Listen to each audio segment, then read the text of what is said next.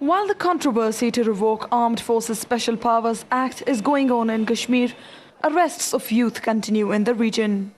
Hundreds of youngsters continue to remain under police custody after being caught up in almost daily street protests against the Indian rule in Kashmir.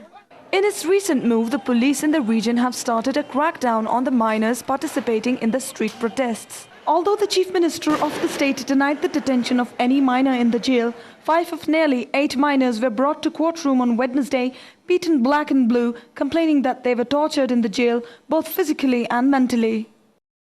While videographers were not allowed to enter the court premises, photographers managed to take some photo clicks while they were presented before the judge. When questioned, the Inspector General of Kashmir Police, S.M. Sahai, said they're only controlling the violent situation in the region. Facing all the tough times in past years, we have somehow managed this year to control Kashmir's violent situation, and keeping that in consideration, it becomes genuine to arrest minors seen throwing stones at the government forces and protesting. We will not tolerate any kind of violence in the region again. It is said nearly hundreds of young boys are under Public Safety Act. Public Safety Act is a preventive law under which a detainee continues to be under arrest for 2 years without trial. However, in its recent move, government is planning to amend this law by reducing the detention period to 6 months. The changes in the Public Safety Act came a year after international human rights watchdog Amnesty International released a report on detentions in Jammu and Kashmir under the Act, terming it a lawless law. The Amnesty International had called for repealing of the Act.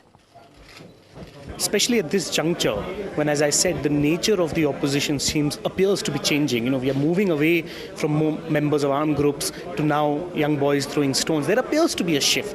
There appears to be a chance for the government to actually be able to talk of rule of law, human rights, and this is a very important thing that they must seize upon. We cannot be allowing the use of extraordinary law like the PSA in a situation where the government is saying we want the rule of law and human rights to be protected. Earlier, the Chief Minister of the state had promised to cancel the cases of nearly 1,200 youngsters for pelting stones to the government forces. However, observers say no such move has been witnessed on the ground. Over the past 3 years, Kashmir has witnessed a transition from a violent struggle to a non-violent movement. But there has been no change in the tactics to deal with the peaceful protesters.